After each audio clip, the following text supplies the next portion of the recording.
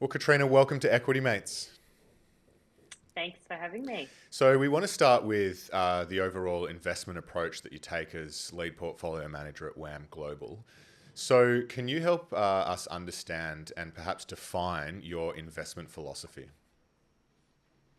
Yeah, so we're basically at One Global and look across various of the funds at Wilson Asset Management. We're looking for undervalued growth companies, and in the WAM Global portfolio specifically, it's we're looking around the world, not just in Australia. Our philosophy is that ultimately earnings drive share prices. Sure, in the short term, it might be rates discussions or expectations, but ultimately if companies can deliver strong earnings growth, share prices will follow. And so that if we can find advantaged businesses in good industry structures run by high quality management teams, and we don't buy them at ridiculous prices, that the performance will do well. For the fund will do well. So that's kind of the belief that we have as investors. Now, there's a few different elements there and a few threads to unpack. So, I guess how does that philosophy then translate into your day-to-day investing at WAM? Can you bring it to life with a couple of examples from the fund? Sure. So, I mean, day to day, we are, spending our time talking to the management teams of the companies that we invest in. We're talking to competitors, suppliers, customers, industry experts. We're seeing hundreds of companies a year. You're always trying to test. You invest in a business, you have a thesis on why your view might be different from those in the market, but you're constantly trying to test that thesis, assess new bits of information to say, is your thesis holding up? And so that's what we're doing each day, both trying to test the thesis on the stocks that we own, but also try to identify new investments for the portfolio. Like in terms of real world examples, say, like we've got various companies across the portfolio in different, sectors and so forth. But I mean, a good example might be in the healthcare space, for example.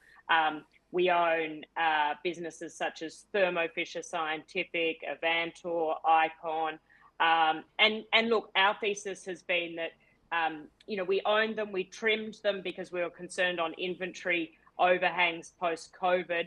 And now what we're seeing is that we're seeing basically slowly that inventory is being worked through. And we have a view that these businesses over the long term will compound earnings, high single digit, low double digit. They'll be able to, short-term headwinds right now are temporary. And these are very high quality businesses that, will see strong share price outperformance over time. So, we have a thesis, we have had a differentiated view in terms of, where earnings were going to go. And so we've been able, we had a position, we trimmed a position, and we've added back to a position through the life cycle of new information coming through. So, Catriona, you're a brave global fund manager to benchmark against the MSCI World, but not have any of the Magnificent Seven in your top 20 holdings. So, can you talk about your view on these seven tech giants, and I think also how you think about investing and, more importantly, not investing in them? So our view on the Mag 7 is that each of them are very different in nature. And so you have to look at them individually. So Tesla compared to Apple, compared to NVIDIA, completely different businesses and different drivers. And so we look at them individually. We are not, we don't have a blanket view that we don't want to own any of them. We do own Google. We thought that, the concerns on them being behind in AI, etc., were overblown. So we have owned Microsoft. We've sold it more recently just on valuation grounds. So we're not anti the Mag 7 in any way. We are seriously underweight. So we have about 2% versus 20% of the MSCI World Index. But that doesn't mean we will always. It's just a view around what's our marginal, differentiation for those stocks right now. And do we have a differentiated view? Is there valuation support?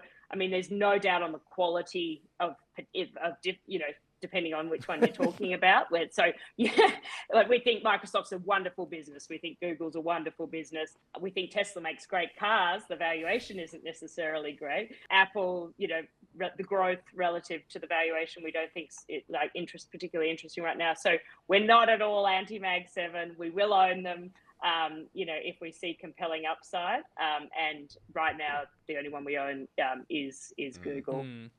Now, a lot of the performance of those 7 companies, well, some of those 7 companies, has been driven by the thematic of the moment, which is AI.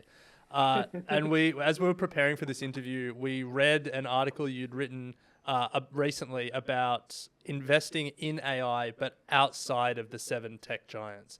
So can you talk to us about how you're approaching this AI thematic and some of the companies in your fund that are sort of different ways to play it? Sure. So we are real believers in AI and like the enormous potential that generative AI has. We've got lots of holdings in the portfolio that are benefiting from AI. Yeah, so we're not. The view is just we're playing it not in different ways. So, for example, got a big investment in a business called Quanta Services, which they do all the maintenance and upgrade work for the electrical and transmission grids in the US. So the largest player at what they do, there's the electricity and transmission grids and the communications infrastructure is going to see pressures you haven't seen it ever before. One ChatGPT search is like 10 times the electricity demand of a Google search. So you're going to have enormous requirements placed on the grid. And interestingly, so this is a business I've known for, 15 plus years and run by an outstanding management team. And interestingly, in the global financial crisis, lots of the utilities completely started outsourcing maintaining and upgrading the grid because they needed to, cut costs and so forth. And so Quanta became the biggest player in doing that. They signed long-term agreements with all the utilities to maintain and upgrade the grid. And so as all these requirements are being placed on the grid, these guys are doing all the work to upgrade and maintain it. And we think it's an interesting way to play AI that is not obvious, as if you said, okay, how are you going to play AI? It's just we think power demands is going to be, enormous, and it's a great play.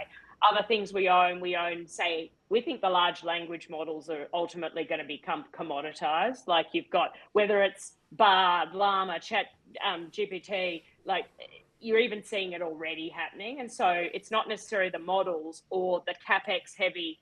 Like NVIDIA is an amazing business and has been and it had an incredible run, but there's no guarantees that their demand's not going to be cyclical. So we think you're better to play data, because the most important thing that's going into AI models, like the integrity of the data is the most important thing. So you play companies that have unique data, and you play companies in that software layer. So like a great example would be SAP, which everyone thinks boring SAP, but that was for us the opportunity, because who has access to the most insane data? It's SAP, because they're the ERP backbone of massive corporates all around the world, and they're implementing AI into their own business and into their product suite for their customers.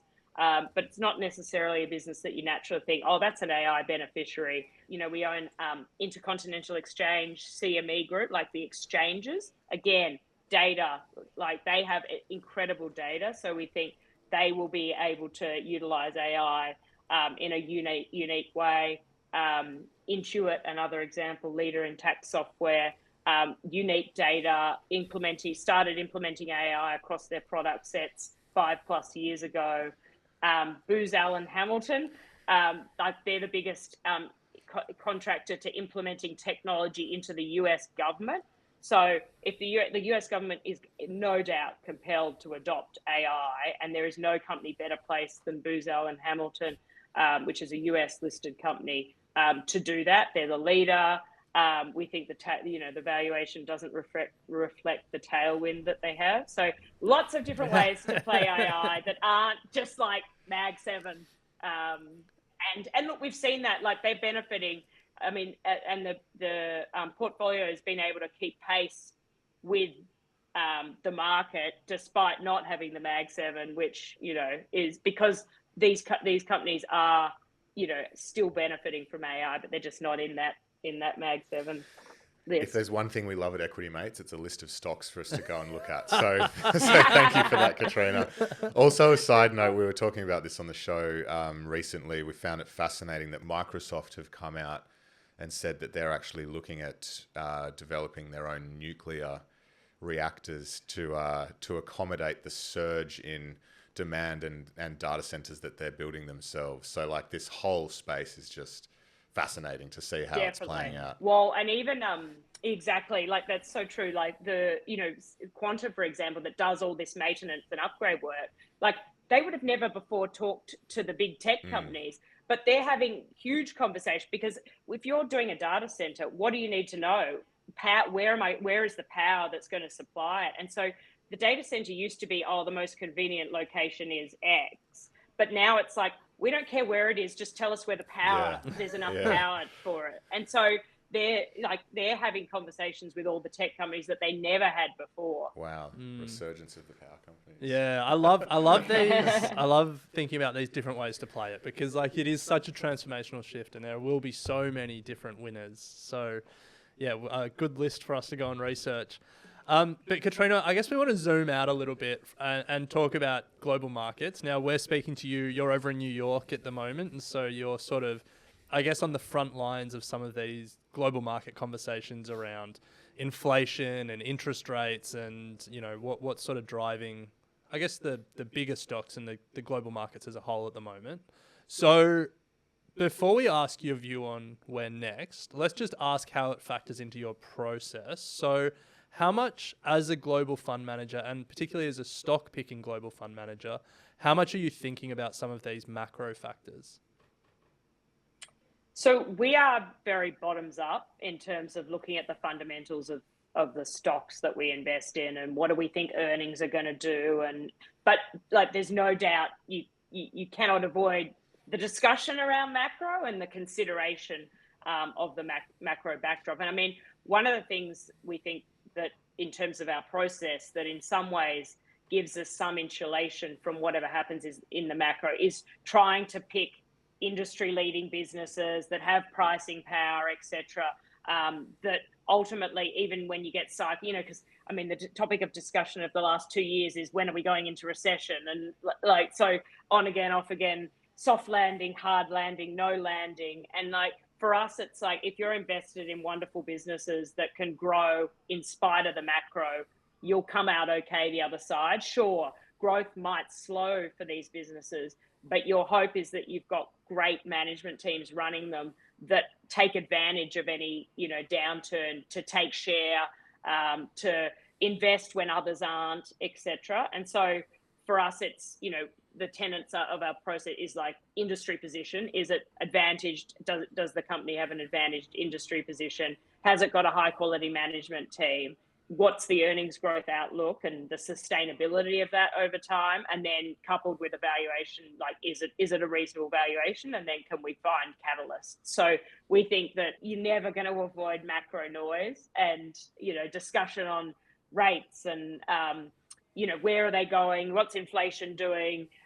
Is it sticky? Is it not? Blah, blah, blah. So, but if you invest in great businesses over time that can grow and have like, and the other tenet is we like a lot of our businesses are, you know, the majority of our business have strong tailwinds, structural tailwinds. So we think that provides a degree of resilience in their earnings.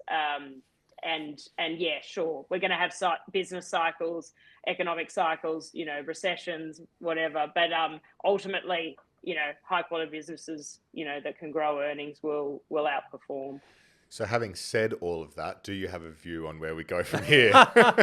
You can't avoid the noise. Well, I mean, we took a pretty like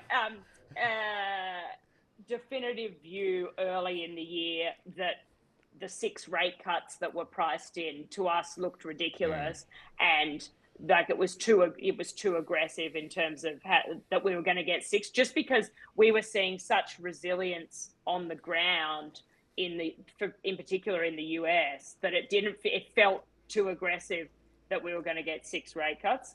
I mean, now at 1, who knows, like, that's all gone out. For us, we prefer to call the stocks rather than where in the inflation data, will go, or GDP growth. We can, every economist is famed for getting it wrong constantly. So look, our view is pick long-term winners. Sure. I mean, our preference is that rates go down because that'll be more positive for less of a headwind for equity markets. But staying flat's good enough. Like it's if we get rates going back, actually being moved back up, which look, would not be my base case. I think that's going to be a much bigger headwind for equity markets. Well, Jerome Powell said, whilst he's not cutting as soon as he expected, he still expects the next move to be down. So, yeah, fingers crossed for equity markets around the world. Yes. But I guess let's move to what is more sort of your focus, which is individual companies finding those winners. And a great time when we get a massive dump of information is the seemingly never-ending reporting season you have over in the States. Every 3 months, every company reports. And we're getting towards the end of Q1 2024 reporting season. So what have you seen? What sort of stood out for you? And I guess how are you factoring all this new information into your process and your thinking around some of these companies? At the headline level, it's being reported that there's, it's more beats than expected, blah, blah, blah. But that's because expectations were really brought in coming in. So sure, you get more beats. We think actually it's been quite mixed. There's no doubt all the headlines are around ramping AI, CapEx spend from the Mag 7, etc. So that's definitely, and that is happening. There's no doubt. Like they're investing massive amounts, and that will trickle down. Then companies are, and so forth. So there's no doubt that's been a massive thematic. Is just the massive spend going on in infrastructure, data centers, etc. The consumer it's really mixed in terms of the feedback. I mean, we own Visa, and they had a great result, very strong, very solid. But then you've had things, Starbucks, messy, McDonald's calling out pressure on the low end consumer. Estee, and we don't own any of these, but Estee Lauder, for example, today fell 15% because they had a cracking result, but they've got zero visibility on the outlook, so have been really conservative, and so missed expectations. And so the consumer, and then you've seen Nike and Lululemon, etc. They've all had tough results.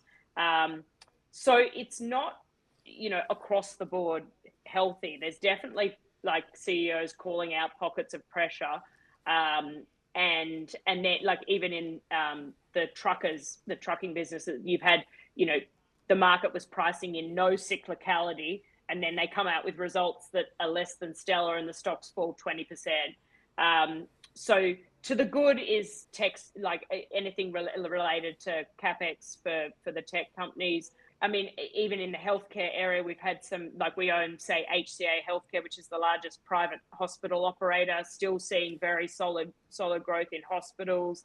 Icon, that does clinical trials into the healthcare spend for the pharma companies, still very strong. So you've got like decent pockets of strength, but then you've also got pockets of weakness. So my overall, summary would be it is mixed, and below the surface, it's perhaps less healthy than you might read from a headline of, stocks beating, expectations, etc. Do you own Netflix, Catriona? We don't. The reason I ask is because I noticed in their recent reporting, they said they're no longer going to report their membership numbers and like revenue per subscriber. Yeah, which I just thought was really interesting. And I imagine if it's in your portfolio and you're an analyst, you'd be like, that's how we value this business. Yeah. But I just thought that which is probably, that's just what they know. Yes, So I think it's an an indication of, I guess, what's to come in the streaming wars and where that business sits. They've just decided we're no longer going to be reporting this So it's just going to be Yeah, that's one way revenue and Yeah, It's so strange. yeah. What I assume there. one way to frustrate Yes. analysts with their Yeah. models. I assume there are some numbers that a company has to report. Like a company couldn't say we're not going to report revenue anymore. No revenue. Yeah, no profit. yeah. But I guess other than that, what they it's their discretion what they report. Yeah. Yeah. Well, but I mean, there's interest, like when you've given something and you take it away, like usually you have to keep giving more. Like if you take away something, that's where you really frustrate people. So often, like you've got companies that don't give enough. And so they're constantly getting badgered to, can you give us more? Can you break this down? Da, da, da, da, da. So usually they're becoming more open in disclosures. When they go the other way, it's usually not a great Yes. Yeah. Yeah. Well, there you go. Anyway. So one other, I guess, theme that seems to be emerging this year is there's been a bit of a resurgence in M&A activity, mergers and acquisitions.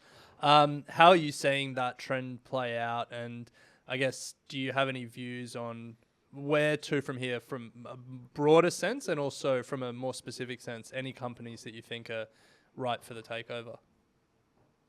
Yeah, so we are seeing M&A tick up. I mean, it was interesting, like with our domestic team, the Aussie market's seen a ton of like deals. And so in our, like the micro cap guys and so forth, they've had lots of takeovers.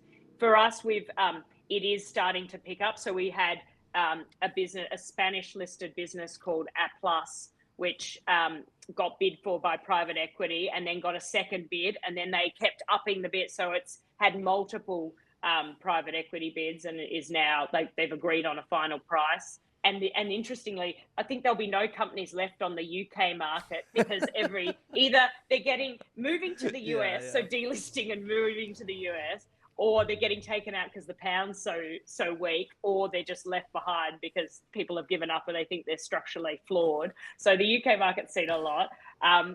In the US, it's been interesting because you've had a bit of a stalemate as rates have gone up. Everyone's trying to work out, well, what's the discount rate I should be using to value this company I'm looking at buying?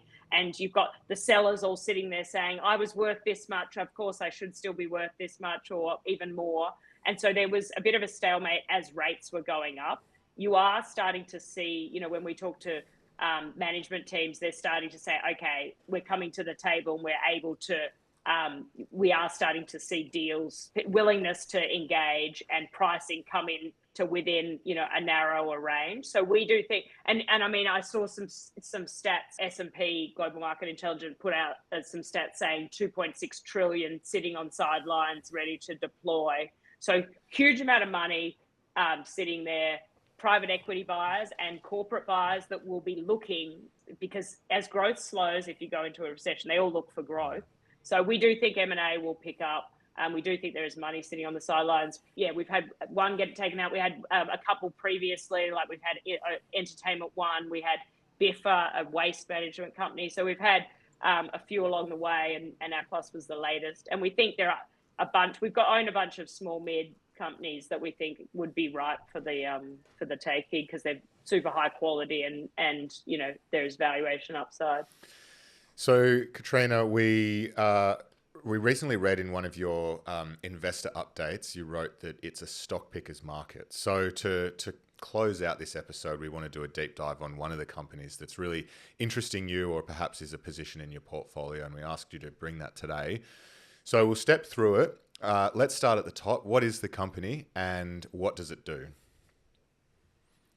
Sure. So the company I'll talk to you about is called CTS Eventum. So they're like the Ticketek equivalent of Europe. A small cap German listed business, founder owned and led. He owns over 30% of the stock. In Germany, they have over 80% market share. In Italy, Switzerland, and Austria, they've got over 60% market share. This is a great network effect business. They basically, interestingly, in Europe, as a background, when I go to a concert now, you put everything in your Apple Wallet, it's all digital, da da da. Europe's very behind on that. That's only just coming in, wow. And these guys, have the technology, have put in the systems to be able to enable that, which is very margin enhancing as that gets rolled out. It was a business that we owned pre-COVID, and then the valuation got too expensive for us, and we couldn't see the catalyst, so we sold it. And then in COVID, ticketing, entertainment, live entertainment, the worst thing you could possibly, own into COVID, because no one can go to anything, and we couldn't see the light of when we would ever get out of lockdowns, etc. And so the business got really sold off. They couldn't, so they're basically clipping the ticket on each ticket. They don't own the venues or anything. They just clip the ticket on each, live concert, etc. That's done. And so they have the technology. And so basically during COVID, the stock got massively sold off. We knew it. We knew the company well. We speak to them regularly.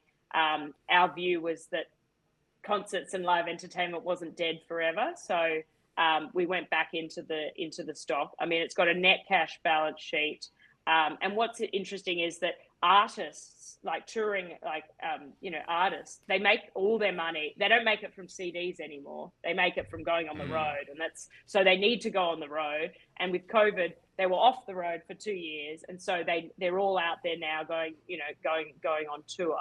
And so what happens with the bigger acts is that they start in the US and then they go through Europe. And so lots of them, you've got, whether it's Taylor Swift, except like they've toured America, and so the pipeline of artists coming through for CTS Eventum through Europe is really strong. And so they've cut a heap of costs through COVID. So the margins now are going to be even better. Plus they're rolling out mobile ticketing. They've just acquired the majority stake in the largest French player, so they've got an enormous opportunity there to tie up that market.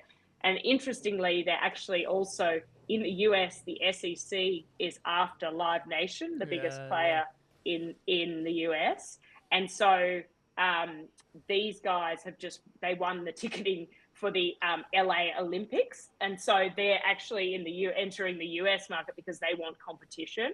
And so they're coming from nowhere to be, and they don't care. They're like, sure, we'll go into the US. It's not going to make or break. We're not going to spend a heap of money doing it, but we're happy to enter to offer some competition. It's a very well run business with founder led, so well aligned management team.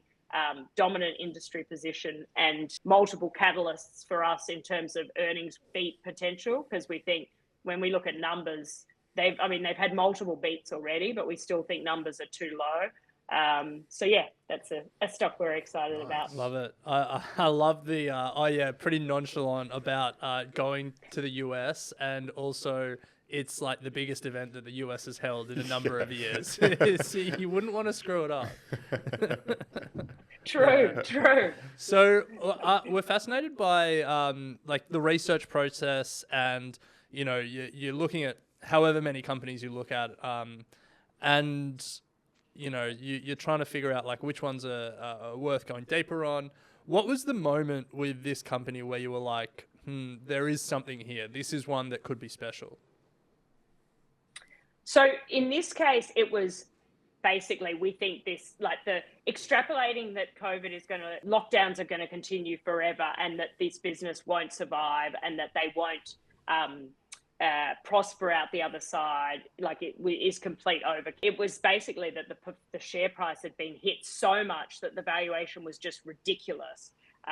So for us, it was, we know the business, we know the industry, we know the management team, and we've been given another opportunity in a stock we loved before, but we just couldn't justify. So that's where the valuation discipline, comes in that was why we sold it. It wasn't because we didn't like the stock and the story, but we got given another opportunity when COVID, threw it out as dead.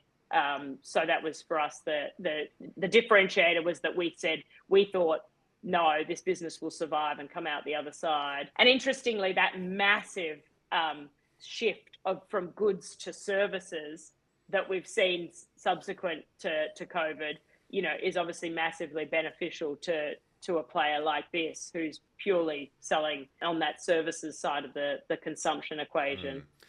So then on the flip side, Catriona, when you're thinking about the risks with CTS, what sort of red flags are you looking out for if you were to have to sell out again? I mean, one is that the valuation we can't see any more catalysts. Like, we think the earnings beats are done and the valuation is fully reflecting, future earnings. So that's why, like, we've those two. A red flag can for us can be like value destructive M&A. So M&A can be good and bad, and if they did, because they have a big cash balance, so it's always dangerous when a company has cash sitting on the balance sheet if they don't use it wisely. The backstop you have here is that the founder owns over 30% of the stock, so you'd think he's not going to screw himself by doing a value destructive deal, and he's very conservative. But if we saw an alarming massive deal that we thought they overpaid on, or something like that, that would be a red flag. So yeah, that's probably the one of the major ones. Well, Catriona, that brings us to the end of our interview today. WAM Global is listed on the ASX. The ticker is WGB. So if you're interested, check it out. It'll also be on the Wilson website. But thank you so much for taking the time all the way from New York. Certainly took a lot out of this. We'll make sure that we get all of those stocks up on our socials as well. Plenty to get through and look at over the coming days. So thank you so much. It's been an absolute pleasure. Pleasure. Thanks so much, guys. Thanks, Catriona.